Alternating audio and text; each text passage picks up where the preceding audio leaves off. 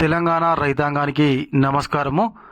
మరి అన్నదాతలు ఎప్పుడెప్పుడు అని ఎదురు చూస్తున్నటువంటి రైతు భరోసాకు సంబంధించినటువంటి ఒక విషయం గురించి మనము ఈ వీడియోలో చర్చించుకుందాము. తప్పకుండా మీరు కూడా ఈ యొక్క చర్చలో భాగం కావాలి. మీరు కూడా కింద కామెంట్ చేయండి. ఎవరికైనా రైతు భరోసా వచ్చినట్లయితే 3 ఎకరాల వరకు తప్పకుండా వస్తే కామెంట్ చేయండి. రాణలు కూడా 3 ఎకరాల కింద అన్న 2 ఎకరాలు 1 ఎకరం ఉంది అయినా కూడా మాకు రాలేదని చెప్పేసి రాణలు ఉంటే రాణలు కూడా కామెంట్ చేయండి తప్పకుండా. అయితే తెలంగాణ రాష్ట్ర ప్రభుత్వము మనకు మొదటగా ఏదైతే ఎన్నికల మేనిఫెస్టోలో 15,000 రూపాయలు ఎకరాకు సంవత్సరానికి ఇస్తామని చెప్పి తర్వాతకి 12,000 రూపాయలే ఇస్తాము, ఆర్థిక పరిస్థితి ఆ రాష్ట్రంలో బాగాలేదని చెప్పినా కూడా అన్నదాతలు సరే అని చెప్పేసి ఒప్పుకొని ఆ 12,000 అయినా మంచిదే అని చెప్పేసి అనుకున్నారు.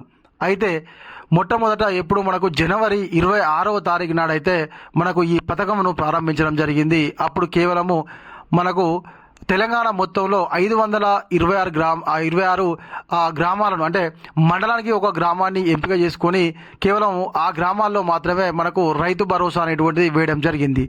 మరి అప్పటి నుంచి మొదలుకుంటే మనకు మార్చి 31 వరకు తప్పకుండా అర్హత కలిగినటువంటి ప్రతి ఒక్కరికి కూడా రైతు భరోసా అకౌంట్లో జమ చేస్తాము 100కు 100% అని చెప్పినటువంటి రాష్ట్ర ప్రభుత్వము మార్చి 31 అయిపోయినా కూడా కనీసం అంటే కనీసము 5 ఎకరాల వరకు కూడా రైతు భరోసా కంప్లీట్ చేయకుండా కేవలం 3 ఎకరాల వరకే రైతు భరోసా కంప్లీట్ చేసి ఆ 3 ఎకరాల వరకు కూడా 100కు 100% అందరికీ ఇవ్వలేదు.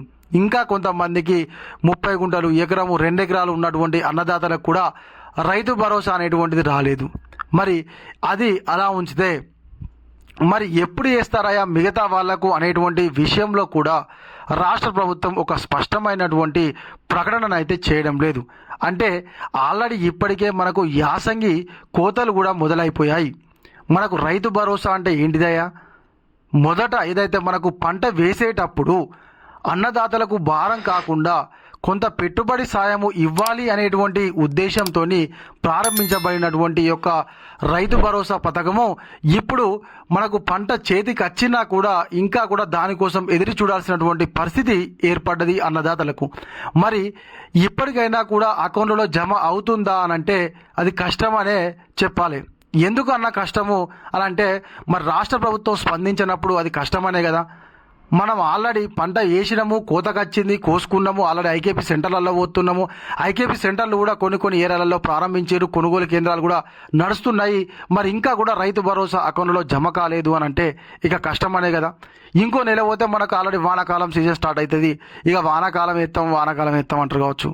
కానీ రాష్ట్ర ప్రభుత్వం అయితే ఈ విధంగా అన్నదాతలతో ఆడుకోవడం అయితే కరెక్ట్ కాదు. ఖచ్చితంగా పలానా డేట్ నాడు వేస్తాము, మీరు ఇబ్బంది పడకండి అని చెప్పేసి ఒక స్పష్టమైనటువంటి ప్రకటన కూడా రాష్ట్ర ప్రభుత్వం చేయలేనటువంటి పరిస్థితిలో ఉంది అని అంటే మరి రైతు భరోసా ఇక ఉన్నట్ట లేనట్ట రాష్ట్ర ప్రభుత్వమే ఒక స్పష్టమైనటువంటి నిర్ణయాన్ని చెప్పాలి. తప్పకుండా ప్రతి ఒక్కరికి కూడా రైతు భరోసా ఇవ్వాలి. అది ఇవ్వాల్సినటువంటి బాధ్యత రాష్ట్ర ప్రభుత్వం మీద ఉంది.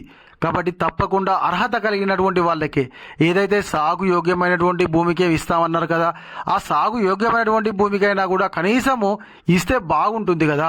సరే మీరు ఒక 10 ఎకరాల వరకు లిమిట్ పెట్టుకుని అయినా కూడా 10 ఎకరాల వరకైనా కూడా కంప్లీట్గా ఇస్తే అన్నదాతలకు ఎంతో కొంతగా ఆదుకున్నటువంటి వాళ్ళు అవుతారు. రాష్ట్ర ప్రభుత్వం అయితే తప్పకుండా దీని గురించి ఒకసారి ఆలోచించి పలానా డేట్ నాటికి ఇన్ని ఎకరాల వరకు వేస్తామనేటువంటి ఒక స్పష్టమైనటువంటి షెడ్యూల్ను ప్రకటిస్తే బాగుంటుంది అని చెప్పేసి తెలంగాణ రైతాంగం అయితే రాష్ట్ర ప్రభుత్వాన్ని కోరుకుంటున్నారు. తప్పకుండా ఈ యొక్క రైతు భరోసా అత్యంత వరకు అయితే రైతుల పక్షాన ప్రతిరోజు మనం ఒక వీడియో చేసుకుంటూనే ఉందాము. మీరు కూడా సపోర్ట్ చేస్తారని చెప్పేసి నేనైతే అనుకుంటున్నాను. ఇంకా ఎవరైనా కొత్తగా మన ఛానల్ చూస్తున్నట్లయితే సబ్స్క్రైబ్ చేసుకోకపోతే వెంటనే సబ్స్క్రైబ్ చేసుకొని పక్కనటువంటి గంట సింబల్ అయితే నొక్కండి. Thank you.